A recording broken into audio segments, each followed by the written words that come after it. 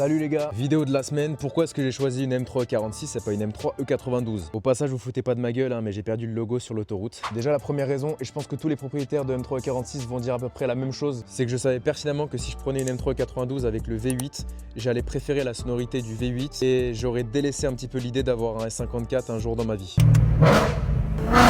Après attention, je ne dis pas que la sonorité du S54 n'est pas belle, d'ailleurs on a une ligne d'origine qui fait quand même un bruit assez sympa et derrière c'est pour ça que je vais mettre un silencieux Valvetronic pour lui donner une petite chance de se libérer. Mais par contre je préfère 100 fois la ligne de la M3 46, c'est vraiment une voiture pour moi qui est juste magnifique, c'est mon top 3 des voitures préférées chez BM. Et info importante, l'intérieur les gars, pour moi c'est l'un des seuls intérieurs chez BMW qui n'a pas besoin d'être changé. Je trouve juste magnifique comme il est, tout d'origine.